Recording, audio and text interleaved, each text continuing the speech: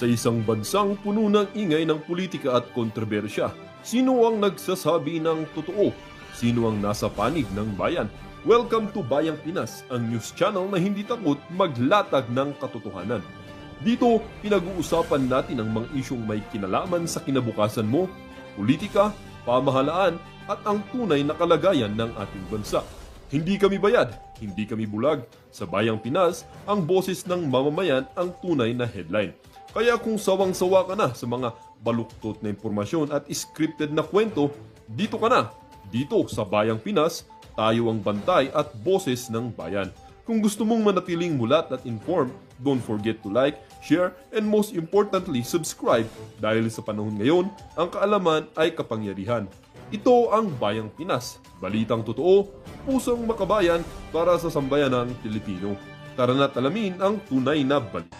Nako, mamaya na ho natin panoorin ang video na yan netong si Atty. Trixie Cruz Angeles. Pakinggan ho muna natin ang Christmas greetings netong si Vice President Sara Duterte. Heto ho mga kababayan.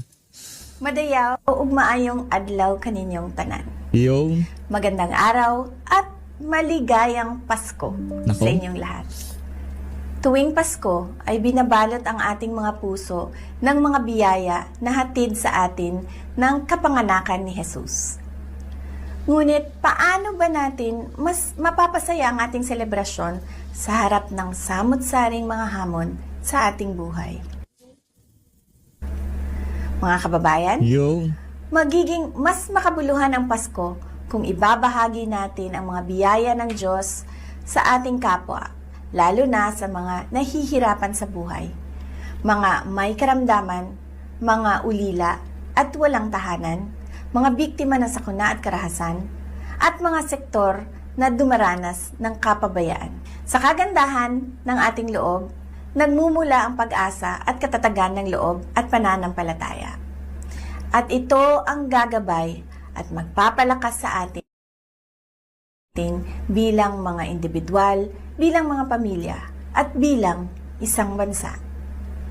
Hangad ko ang inyong kaligayahan kasama ang inyong mga kapamilya at mahal sa buhay.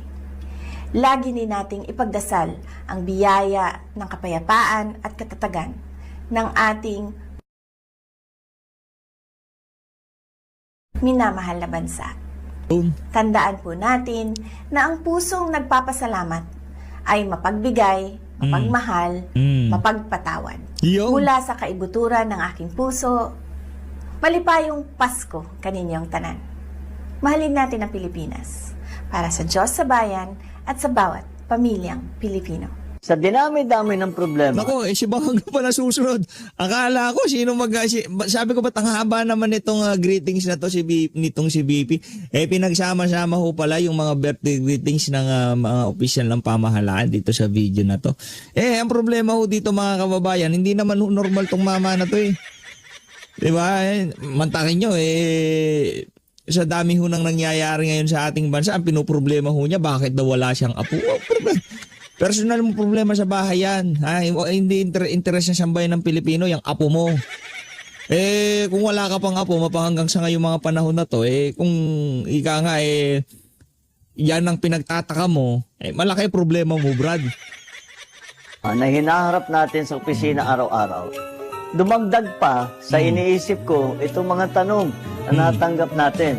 Oh. Kaya ngayon, susubukan natin sagutin isa-isa. Ano ang dapat gawin kapag hindi mo gusto ang regalong natanggap mo sa exchange gift? Pwede ba ito ipasa sa iba? Ginagawa nyo ba ito? Siyempre, pagka natanggap mo, kahit ano man yung natanggap mo, siyempre naka-smile ka. At saka thank you. Alalahanin mo. Ito naman, kahit ano pa ang binabigay sa inyo, kahit meron ka na, ito ay galing sa puso. Ganda ho ng setup ng camera niya si Bangag. Baka akala niyo ho mga kababayan, talagang dinadaan ho niya dyan sa wala na yung delivery, wala na yung message. Yung quality na lang ng video, pag-usapan natin dito. Naknanto ko. Pagdating ho sa quality ng mga kagamitan nitong si Bangag, talagang wala hong makakatalo dyan. Pambihira yung audio, yung video, yung mga ginagamit na camera. Talagang dekalidad do. Kaya yung mga bokeh balls na yan, tingnan nyo naman ho yan, talagang bilog na bilog. Di ba? Ang gaganda oh. Mahal ho yan, yung mga lenteng ginagamit pagkaganyan. Nako. Oo. puso nung nagbigay. Yan ang alalahanin natin. Pero hindi naman dapat na masayang. Ipasa nyo sa ibang tao na makikinabang doon sa magandang regalo na yon. Gaano kasi ang tamang kuha ng leche plan? Pasko naman kumuha ka ng anong gusto mo. Basta yung mga nagdadala ng pagkain, damihan na lang ninyo. Ilang pirasong lumpiang Shanghai ang dapat kainin? Basta Buisit na to. Pambihira talaga tong presidente na to. Bubusog kayo. Again, Pwede ba ibida mo naman sa amin kailan na kaya ika nga magpa-hair follicle test. Kailan ka kaya magpapa-hair follicle test? Yun na lang. Kasi yan talagang inaabangan namin Yang kung ilang Shanghai ang kukunin, kung gaano karaming leche plan ang kukunin, wala kang problema dyan. Anak ng toko. Di ba? Swerte na lang kung merong leche plan ngayong mga panahon na to at merong Shanghai ang pagsasaluhan ng ating mga kababayan. Yung recommended ng DTI ng ahensya ng pamahalaan, 500 piso para sa Noche Buena. Paano ka magle-leche plan doon? Paano ka magsashanghai doon? O tapos meron pang exchange gift. Lahat po yan ika nga nakapaloob dyan siya kung tawagin natin Noche Buena. Diyan ho nagpapalitan ng regalo at kung ano pa man, di ba? Ako naman dapat medyo mag-enjoy tayo. Huwag natin iniisip na kailangan magpigil sa ating kasiyahan. Kaya ulit, yung mga maghahanda ng pagkain, dami-damihan na lang ninyo para may baong pampauwi. Ano ang dapat sabihin sa kamag-anak kapag sinabi niya, uy, tumaba ka? Madaling sagutin yan. Uy, tumaba ka. Oo nga Ikaw din. Ikaw, what do you think? Anong dapat sabihin? Tumaba ka daw. Ka malaki yung tiyan ko. Dapat naman, wala akong stress. Happy ako. Wow. Walang stress, happy daw sila pero tinanggal nila si Bersamin, tinanggal nila si Amena Pangandaman, tinanggal nila si Trijib Olivar, yung legislative liaison ng Malacanang. Tinanggal nila yan pero wala silang stress, happy sila. Palakpakan ho natin ang mga bangag dyan sa Malacanang. Kami naman na magtatanong. Ang lagi namin tinatanong sa mga anak namin, yung tatlong anak kong lalaki, ba't wala pa kaming apo? Baka mga bakla anak mo. Galit dyan si Sir Jack sa mga ganyan. Tangko, kung wala pa kayong apo, nang toko pambihira mga kababayan, no? Ang dami nating kinahaharap na problema ngayong mga panahon na to. Ang pinoproblema ho nitong si Ajik, bakit daw wala siyang apo? Di ba? Daming nagugutom. Sad-sad ang ating ekonomiya. Napakasagwa ng ating peace and order. Laganap ang krimen sa ating bansa. Illegal na droga, smuggling, kartel, droga. Problema nitong Ajik, bakit wala daw ho siyang apo? Palakpakan ho natin ang lakas ng tama mo, Brad. Ayan, honey. Sana all. Yan ang Christmas wish ko. Wala kayong mabola, no? Scripted na scripted ang nga naman, honey, sana all. Pag kababayan na. Tingnan yung scripted na scripted. Anak ng tawa, hindi ho sila marunong umarte. Sino ba director dito sa Christmas greeting na to? Sarap batuka, no? Pakinggan nyo mga kababayan. Talagang scripted, okay ba? Tatlong anak kong lalaki. Ba't wala pa kaming apo? Tama yan, honey. Sana all. Yan ang Christmas wish ko. Wala kayong Yari ka kay Senator Amy Marcos. Yung mga kaartehan mo na yan, butod. Hindi yan kakana dito kay Amy Marcos. Yan, Amy, yung galawan mo parang nakikita namin dito sa bayaw mo. Ay, hipag mo pala siya. Mayayari. Hindi bayaw PH. Hipag ang tawag dyan. Diba? Di ba ganyan yung salita ni Amy Marcos? Parang ginagayaw. Sa bagay, uso naman gayahan. Walang problema yan. Di ba? Walang problema yung gayahan. Mabola, no? Obligado ba kaming magbigay ng regalo sa aming mga inanak? Pwede po bang Pwede po bang pagtaguan yung mga inaanak namin? Ay kami hindi namin pwedeng pagtaguan dahil madali kaming hanapin. Kaya kompleto ang listahan namin doon sa aming mga inaanak at marami-rami din. Ngayon, yung iba siguro pag hindi nyo talaga nakikita na o hindi na kayo nag-uusap, pag may app, pwede nyo na i-Gcash yung mga regalo ninyo. Ngayon, mas madali na. Pag may potluck, ano ang luto dala-dala ni PBBM? Ang gagawin ko para makarami at saka madaling gawin? Spaghetti. Sana ay masaya at mapayapa ang inyong pagdiriwang kasama ang inyong mga kaanak at kaibigan. Sa pagkain, yung sakto lang po alam nyo naman, mataas ang mga kaso ng heart attack ngayong panahon dahil napaparami. Hindi yun ang dahilan. Sa pagkain ni hinay-hinay kasi wala nang makain na sambay ng Pilipino. Dapat dahan-dahan ang pagkuha para ika nga talagang lahat mabigyan, no? Yeah? Imbis na sabi mo, magpakasaya kayo, kainin nyo hulat ng gusto nyo. Meron naman ho tayong PhilHealth dyan. Pagka inatake kayo, diretsong PhilHealth. Kaso pati PhilHealth, di niya binigyan ng pera eh. Diba? Nakuha nyo mga kababayan. Ganyan kasinto-sinto tong mama na to. Sinasabi mo, magsaya ng magsaya. Ano bang kaligayahan ng mga tao pagdating ng panahon ng Kapaskuhan? Di ba pagkain? Di ba? Wala nga yung regalo eh. Di man nga masyado yun eh. Ang talagang importante dyan yung pagkain. Ngayon, dahil nga naman 100 pisong Noche Buena, tapos di binigyan ng pera ang PhilHealth, hinay-hinay kayong kumain kasi baka maatake kayo sa puso. Pero kung meron tayong pera sa PhilHealth at marami yung pang Noche Buena, kain lang ng kain. Pagka na inatake kayo, libre yan. Pagamot namin kayo sa PhilHealth. Di ba ganun dapat ang advice? Hindi yung talagang pigil na pigil eh. Dahil wala ng pera pamahalaan, kinuha na ng mga magnanakaw. Kalma lang. Papasko ngayon, kaya kailangan kalmalicious lang ika nga. Po ang kain natin ng taba. Ingat lang po sa pagmamaneho kung saan po kayo pupunta. At syempre, mag-ingat sa mga paputok. Siya. Okay ka na doon, okay na. Okay na yan si Bangag. Okay na yung kay Bangag. Syempre, yung susunod na presidente at yung kasalukuyang presidente, hindi naman natin pwedeng palampasin ang pagkakataon na ngayong Kapaskuhan, hindi natin marinig yung sasabihin noong hindi magiging presidente. Heto na yung hindi magiging presidente. Game. Martin Romualdez said while shoppers ibang klase naman ibang klase naman tong talagang Billionaire News Channel. Talagang pati tong kay Martin Romualdez, kuhang-kuha ho. Tingnan nyo naman yan. former House Speaker Martin Romualdez says Filipinos should focus on an even bigger deal, unity. He says hope, courage, and heart, and love for one another. Yung susunod na presidente, na napaksa natin dito sa video na to. Yung kasalukuyang presidente at yung hindi magiging presidente.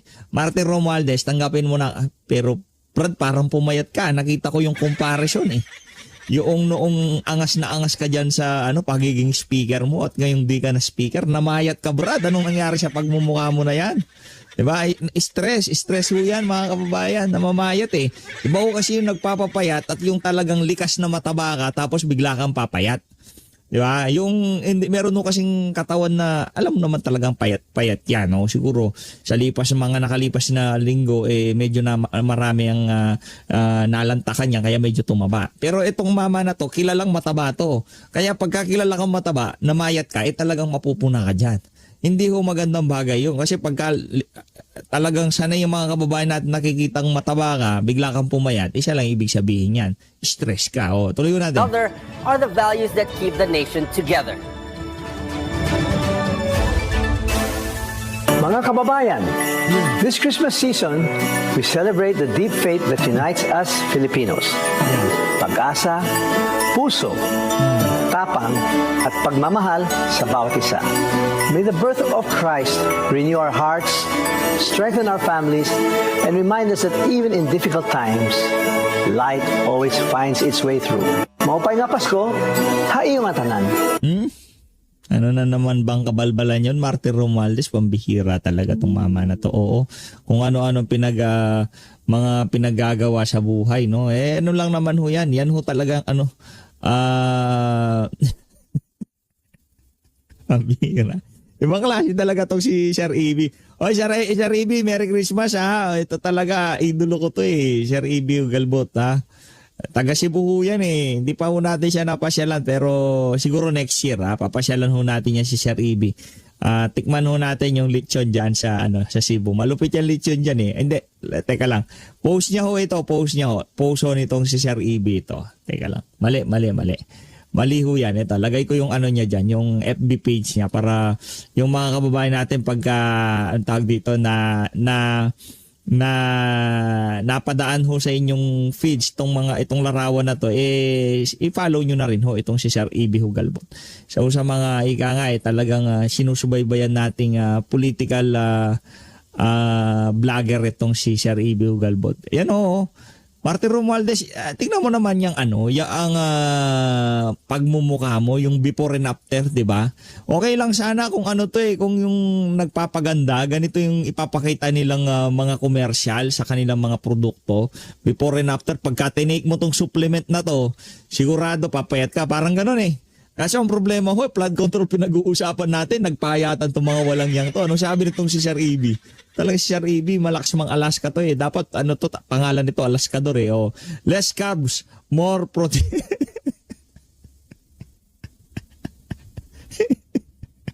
Ay, hindi yan. Less pork yan. Sir Ibi, less pork, hindi less carbs. Less pork sila ngayong mga panahon na to. Wala nang insertion eh. Kaya nagpahayatan tong mga walang yang to. Tingnan nyo naman yung Martin Romualdez speaker days, yung nasa taas. House of Appropriation Chairperson days, itong si Martin Romualdez. At ito ho sila ngayon. Umiikot lang ho ang mundo. Diba? Walang nakaisip na darating tong punto na to na kung saan sila magkakagatan. Diyan sa House of Representatives, diyan sa Malacanang, merong libiste, labo-labo na ho sila ngayong mga panahon na to. Diyan sa bulwagan na yan. Direkta ho tayo dito kay Atty. Trixie Cruz Angles. Game!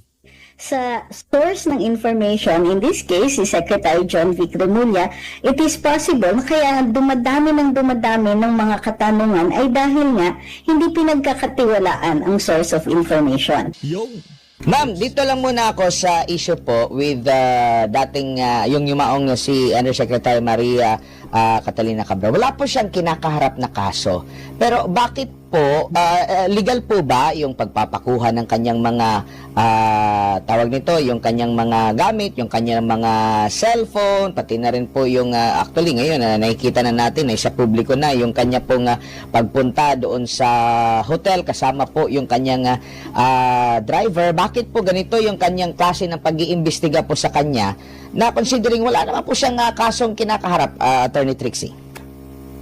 Totoo po yan. Ngunit ang pagturing natin sa isang lugar kung saan mayroong corpus delicti, mayroong krimen na nag-occur, maaari pong i-seize ng mga kawani ng gobyerno o ng law enforcers natin ang ebidensya that can be found on the scene. However, dahil private property pa rin yan at if the deceased has family, maaari pong hingin yan ng pamilya. And dahil nga may ownership, may establish yung ownership dyan. Kung hindi rin ma-establish ng mga law enforcers ang evidentiary value ng hinahawakan nila, kailangan talagang i-turn over yan. Opo. Yung mga circumstansya, yung mga lumalabas ngayon sa social media, sa pag-aanalisa nyo po, attorney, nagtutugma po ba? Kasi isa sa mga nagtataka yung ating mga kababayan. Kasi di ba meron lumabas na video, tinatanong siya na ano ba yung greatest fear niya, yung phobia niya, sabi niya heights. Nagtataka sila bakit doon siya nagtambay doon sa bangin. Yung mga ganun po na mga katanungan po, attorney. And kung kayo po ang tatanungin doon sa mga available ngayon ng mga information na mga lumalabas, kumbaga, masasabi na ba natin na parang nagtutugma itong lahat ng mga pangyayari or mas marami pang mga katanungan po ang lumilitaw?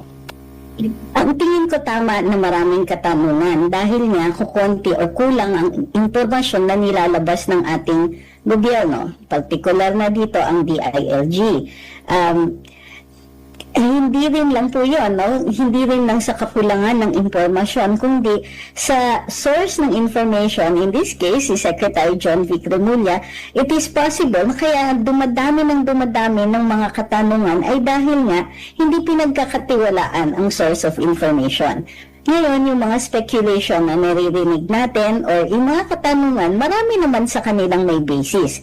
Pero in order for us na bigyan ng bigat yung mga katanungan na yun, i-build up yung scenario. So, halimbawa, ang fear of heights, relevant po ba ito kung it was a suicide? Kung a suicide, would the fear of heights, which equates to a fear of harm, or a fear of death still be relevant kung ang purpose ng tao ay to harm themselves. Diba? On the other hand, kung walang intensyon na mag-harm ng sarili, then yung position niya at that point might be questionable. Diba? Pwedeng isipin ng mga tao na baka pinipilit na nandun siya sa lugar na yon, baka mayroong ibang tao na pumilit na magtambay siya doon sa lugar na yon.